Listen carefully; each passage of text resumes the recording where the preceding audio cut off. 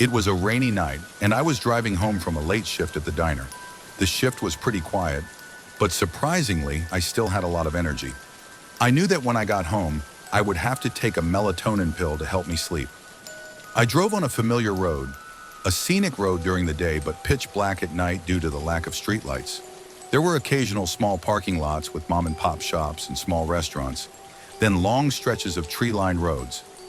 As I passed a parking lot of a popular deli, I saw a woman standing in the rain, waving at me. I slowed down and realized it was a middle-aged woman, about 50, very tall and thin. I rolled down my window and yelled, "Do you need a ride?" She came to the front door and opened it, thanking me like I was a hero. I asked her where she wanted to go, and she said just to the town just ahead. She was soaking my car, but I thought I was a good person and couldn't leave her out in the cold rain. I stopped at a gas station at the intersection, decided to fill up, and asked her if she wanted anything from the store. She declined, so I went inside to pay for the gas and bought some alcoholic seltzer. When I got back to my car, the woman was gone. I looked around the small gas station, but couldn't find her. She must have run off somewhere. I felt a little sorry, but also somewhat relieved. When I got home, I went straight to my ground floor apartment. I put some water on the kitchen counter, took my melatonin, and tried to go to sleep. But that night I couldn't sleep. My mind kept thinking about that woman. I heard soft sounds from outside my bedroom, but thought they were from upstairs. I wished I had gone to check before going to bed. I woke up in a dark room, feeling very thirsty. I reached for some water and saw someone in the corner. I thought I was hallucinating, shook my head and slapped myself, but the person got up and walked out of the room. I sat on the bed in a panic, unable to believe my eyes. There were no footsteps, no door closing. I called my dad and he said I was probably just having a nightmare. The next morning I had coffee and got dressed for the gym. When I opened the door, I found it was already open. I checked my car and found yellow-brown wet stains and my blanket missing. The woman had snuck into the car and may have come into my house. My dad told me to check my belongings, but nothing was missing except the blanket. I skipped the gym and stayed in the apartment for a while, feeling haunted. Eventually, I decided to move. Sometimes our kindness can lead to unexpected things. Be careful and always alert, especially at night and in the rain.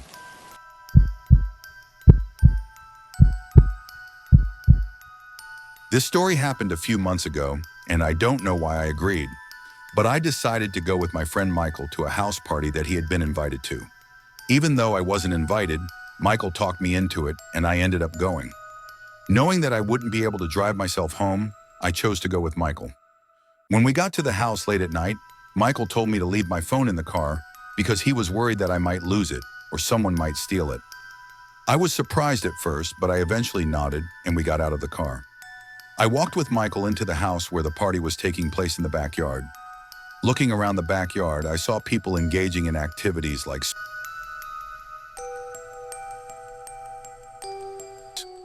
Michael encouraged me to go and say hello to a few people. After a few hours, I realized I had had too much to drink because my vision was blurry. I leaned against the wall to keep my balance and realized it was past midnight. Knowing it was time to go home, I tried to find Michael but couldn't find him.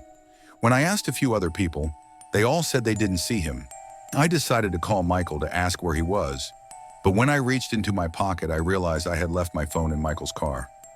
I felt frustrated and realized that the only way to get home was to walk. It was cold because it was fall. I thought about asking someone to drive me home, but I didn't know anyone, so I decided to walk home. On the way, I started to feel tired and blamed myself for drinking too much. I stopped on the side of the road and thought about hitchhiking. I held my thumb out, hoping someone would stop. A few cars drove by without stopping, making me feel even more uneasy. After a while, a gray van stopped and an older man with a beard asked me if I needed a ride. I gave him my address and was grateful for the ride. As the car started moving, the man started talking, but I was too tired to respond.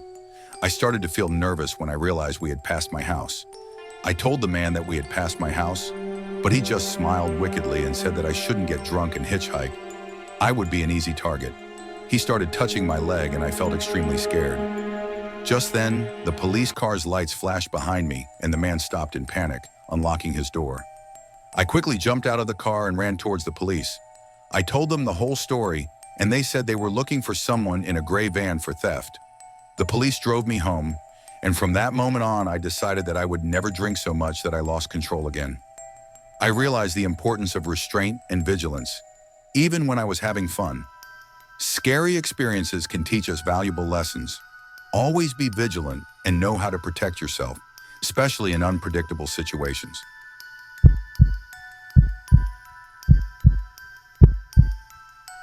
This happened when I was in college. I went to a large school in upstate New York that was known for its parties. Even though I wasn't in a sorority, I still went to fraternity parties.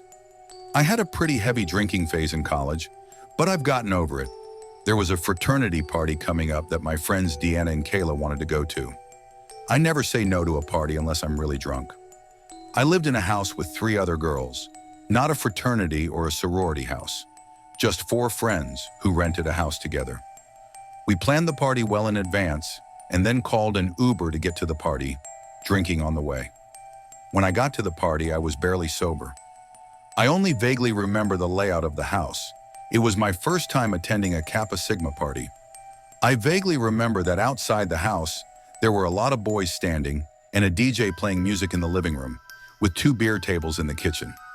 It was said that I drank beer with a boy and talked to him for a long time. After that, no one knew where I went. I can't remember anything else before I woke up, sleeping on the grass by the roadside. I woke up with a terrible headache and was still drunk. I was lying next to a tree-lined area with a few streetlights in the distance. I searched my pocket for my phone, but there was nothing. I was panicking because I had no way to call for help or know the time or where I was. I started walking closer to the lights and decided to wait for someone to pass by so I could ask for a ride. After about 15 minutes, I saw a car coming and waved for a ride. An older man with a beard asked me if I needed help. I said I was lost and needed a ride home. He agreed and I got in the car, grateful. On the way, he asked me what had happened. I said I was at a party and woke up on the side of the road. In hindsight, I shouldn't have said anything. I should have kept it a secret and not let him know that I was weak and vulnerable. When he asked why I didn't call for help, I said I lost my phone. He looked at me strangely. I started to feel nervous as I realized he wasn't someone to be trusted. He started asking what color underwear I was wearing and put his hand on my knee. I panicked and begged him not to hurt me. He said, "Why would I hurt you?" And he pulled over. He started to come closer to me, but I opened the car door and ran into the woods. I hid behind the trees, trying not to make any noise. He yelled for me and then drove away. I felt so hopeless but didn't dare go back to see him. I waited for another car and luckily met another man who drove me home safely. When I got home, my friends were still waiting. They had my phone and bag. They were going to call the police if I didn't return before morning. No one knew who I was with or why I was sleeping on the side of the road. This scary experience taught me a lot about being sober and responsible. I cut down on my drinking and never wanted to be in a situation where I had to hitchhike again.